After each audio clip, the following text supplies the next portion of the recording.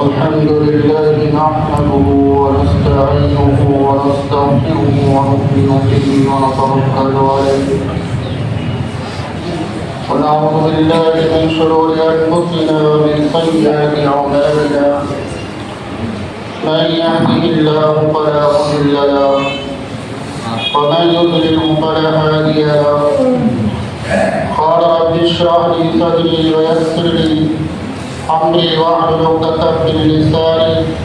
يفقهوا قولي نحمده ونصلي على رسوله الكريم السلام علیکم ورحمۃ اللہ وبرکاتہ۔ حضرات محترم، پچھلے جمعے کو یہ بات کر رہی تھی، میں نے 2 باتیں عرض کی تھی اور اسی کے متعلق کے کچھ سوالات میرے سامنے آئے ہیں۔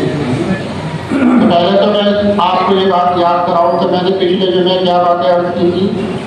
اور اس کے بعد انشاءاللہ میں آپ کو ان سوالوں کے جواب بھی دوں گا۔ پچھلے جمعے میں نے یہ بات عرض کی تھی کہ 2 گناہ سب سے بڑے گناہ ہیں اللہ کی نظر کے اندر، اور اللہ کی ان گناہوں کی معافی ہے نہیں۔ سب سے پہلے گناہ تو یہ ہے کہ آدمی شرک کرے، اور دوسرا گناہ یہ ہے کہ کسی مسلمان کو تکلیف پہنچائے۔ یہ 2 گناہ ایسے ہیں کہ ان کی اللہ کی معافی ہے نہیں۔ اور شرک میں نے آپ کو بتایا دیا کہ شرک کس کو کہتے ہیں۔ شرک کا مطلب یہ ہے کہ کسی انسان کو اللہ کے برابر مان لینا، یا یہ سمجھ لینا کہ میرا کام اللہ کے سوا کوئی کر سکتا ہے، یہ شرک ہے۔ اور شرک کی معافی اللہ کے ہے نہیں، بلکہ اللہ کے رسول صلی اللہ علیہ وسلم نے یہاں تک فرما دیا کہ اگر میرے بندے کو کوئی بھی ضرورت ہے، چاہے کوئی چھوٹی سی چھوٹی ضرورت ہے، یہاں تک کہ اگر چپل بھی ٹوٹ جائے تو وہ بھی اللہ سے مانگا جائے، اس سے زیادہ حقیق کوئی چیز ہو نہیں سکتی۔ تو ہر مسئلہ اللہ کے سامنے رکھا جائے، اللہ پر ہی بھروسہ کیا جائے، کیونکہ ہمارا کام بنانے والی ذات اللہ کے سوا ہے ہی۔ ہم چاہے کچھ بھی کہتے رہے کہ فلاں ہمارا کام کر دے گا، فلاں ہمارے فلاں جگہ جا کے ہمارا کام ہو جائے گا، تو ہم اس بات کو اپنے دماغ سے نکال دیں، کیونکہ ہمارا کام بنانے والا صرف اور صرف اللہ ہے، اور اپنے ہر معاملے کے اندر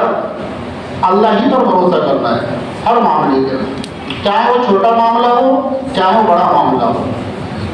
اور دوسری بات میں نے آپ کی کہ کسی مسلمانوں کو تکلیف پہنچانا، اچھا تکلیف پہنچانے کی بہت سارے اقسام ہیں، بہت ساری قسمیں ہیں۔ مثال کے طور پر ایک تو تکلیف پہنچانا، اس کو کہتے ہیں آپ نے کسی پر ہاتھ اٹھا دیا، یا کسی کے ساتھ بےایمانی کر لی، کسی کے ساتھ دھوکہ کر دیا، تو یہ بھی تکلیفیں ہیں۔ اور کچھ تکلیفیں ایسی ہوتی ہیں کہ انسان کچھ بھی نہیں کرتا لیکن پھر بھی دوسروں کو تکلیف پہنچاتا ہے، اور انسان سمجھ نہیں پاتا کہ میں واقعی تکلیف پہنچا رہا ہوں۔ تو اس کو سمجھنا ہے کہ ہم کس طرح سے کسی کو تکلیف پہنچا رہے ہیں۔ مثال کے طور پر اب ہمارے یہاں ایک بات بہت زیادہ عام ہو چکی ہے، اور اس کی بار بار شکایتیں میرے پاس آتی بھی ہیں، اور مجھ سے لوگ کہتے بھی ہیں کہ آپ ان لوگوں کو سمجھائیں۔ ابھی 2-4 دن پہلے میرے پاس ایک بھائی آئے اور مجھ سے یوں کہا کہ قاری صاحب آپ یہ بتائیں کہ آپ نے پہلے یہ بات کہی تھی کہ جو مسلمان آپس میں بات چیت نہ کریں تو ان کی نماز قابل قبول نہیں، کوئی بھی عبادت قابل قبول نہیں۔ تو میں نے کہا بالکل ٹھیک بات ہے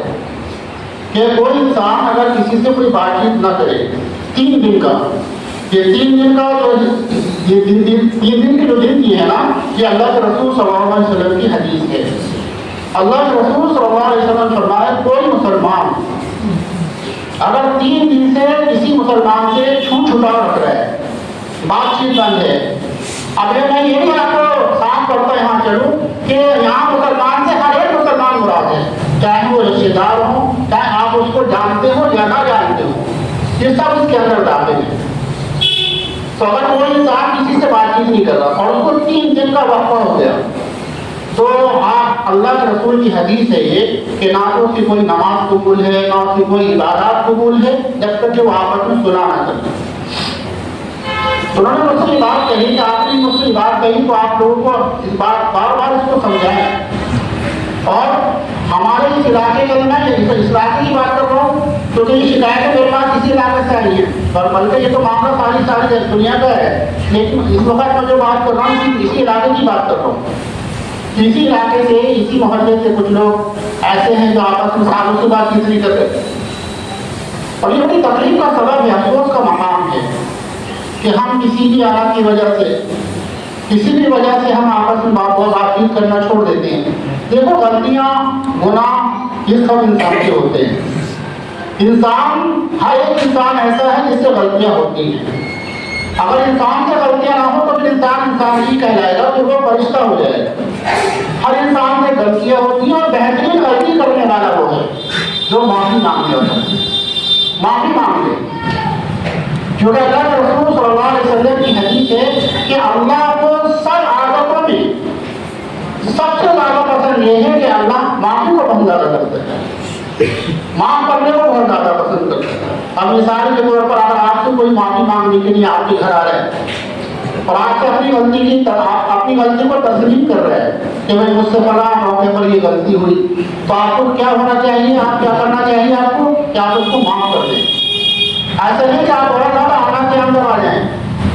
کہ میں تو بات نہیں کروں گا، تم نے تو فلاں یہ کرا اور یہ کرا، دنیا بھر کی باتیں اس کو سنا دیں، دنیا بھر کی باتوں سے کہنا شروع کر دیں، کہاں کی باتیں لے کر آپ کے گھر پر آپ سے معافی مانگنے آ رہے ہیں۔ تو اللہ کے رسول صلی اللہ علیہ وسلم کی حدیث ہے کہ جو لوگ آپ کے گھر آپ سے معافی مانگنے آئے اور اس کے باوجود اگر آپ معاف نہ کریں یا کوئی مسلمان مسلمان کو معاف نہ کرے تو وہ اچھی طرح سے یہ بات سمجھ لیں کہ پھر وہ قیامت میں، روز قیامت میں میری شفاعت کی امید بھی نہ رکھے۔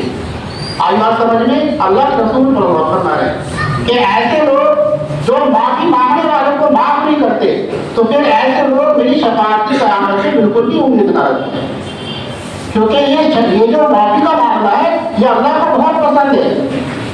تو آپس میں معاف کرنا سیکھیں اور یہ بات سمجھ لیں کہ انسان ہی انسان سے غلطیاں ہوتی ہیں، ہر ایک انسان سے ہوتی ہے، کوئی ایسا انسان بھوک کر بھلا ہوا نہیں ہے کہ انسان سے غلطیاں نہ ہو، کچھ کم کرتا ہے کچھ زیادہ کرتا ہے۔ تو آپس میں بیٹھ کر صلح کر مشورے کر جو غلطیاں ہوئی ہیں ان کو دور کر دیں، کیونکہ یہ مسئلہ ہماری نمازوں کا ہے، یہ مسئلہ ہماری عبادات کا ہے کہ آپ نماز پڑھ رہے ہیں، سب کچھ کر رہے ہیں، لیکن پتہ یہ چل رہا ہے کہ اس حرکت کی وجہ سے آپ کی تو نماز ہی قبول نہیں ہو رہی ہے، آپ کی کوئی عبادت قبول نہیں ہو رہی ہے۔ آپ حج کر آئے، آج آپ عمرہ کر آئے، پتہ چلا یہ تو قابل قبول ہے نہیں، کیوں؟ اس لیے کہ آپ اپنے بھائی سے بات چیت نہیں کر رہے، آپ ایک بھائی سے نفرت کر رہے ہیں، کینہ رکھ رہے ہیں۔ تو پھر اس بات کو ذہن نشین کریں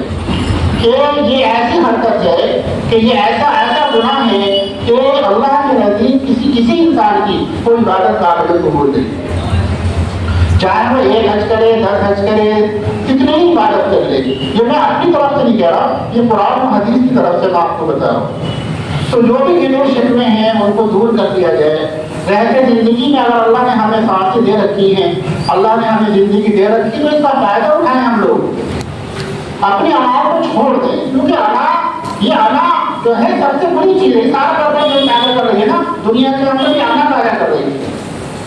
انا کا مطلب سمجھ رہے ہیں، گھمنڈ جس کو کہتے ہیں، تو میں تو گھمنڈ میں آ گیا، گھمنڈ اتنی بری چیز ہے، کیونکہ گھمنڈ جو ہے کس کی صفت ہے؟ یہ اللہ کی صفت ہے۔ اللہ اپنی ذات پر گھمنڈ کرتا ہے کہ میں نے دنیا کو بنایا، ہر چیز کو میں نے بنایا، ظاہر سی بات ہے یہ صفت کس کی ہوئی؟ اللہ کی ہوئی۔ اور کوئی انسان دنیا کی صفت اپنانے لگے کہ میں سب کچھ کرنے والا ہوں یا میں معاف نہیں کروں گا، تو یہ اللہ کی صفت ہے، اور جو اللہ کی صفت اپنائے گا تو پھر اس کی بخشش بھی نہیں۔ یہ بات ہم اچھی طرح سے سمجھیں، تو غلطیوں کو معاف کرتے چلیں۔ اگر کسی سے کوئی غلطی ہوئی،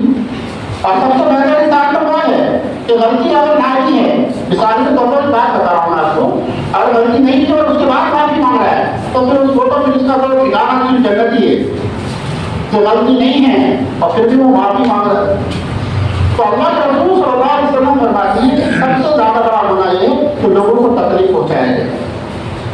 چاہے وہ کسی بھی طریقے سے ہو۔ اب بہت سارے لوگ ایسے ہیں، میں لوگوں کی بات نہیں کر رہا، لوگ تو ہیں ایسی کارگزاریاں سامنے آ رہی ہیں کہ رشتے دار آپس میں بھائی آپس میں نہیں بول رہے، پتہ چلا 3 سال کا وقفہ ہو گیا، 3 سال ہو گئے بات کرتے وقت، किस वजह से? किसी को जमीन को लेकर बात बंद है, किसी को जायदाद की वजह से बात बंद है, किसी को किसी वजह से बात बंद है। तो ये सारे नुकसान आपका ही नुकसान है, अपने दीन का नुकसान, अपनी नमाजों का नुकसान, अपनी हर चीज का नुकसान है इस हरकत की वजह से। तो मेरा काम तो बताने का है, आपको मैं हर बात बताऊंगा इंशाअल्लाह। ये मेरी जिम्मेदारी है कि मैं सही बात आपको बताऊं, और ये अमल करना आपके हाथ में। आपने अमल करिए तो आपकी जन्नत बन जाएगी, आपकी आखिरत बन जाएगी, आपकी सारी इंशाअल्लाह इबादत कबूल हो जाएगी। और हमें से कोई घटने रहा तो मैं तो नहीं माफ करने वाला, मैं तो नहीं झुकने वाला, तो फिर वो अपनी नमाजों की खैर मनाए, फिर वो अपनी इबादत की खैर मनाए।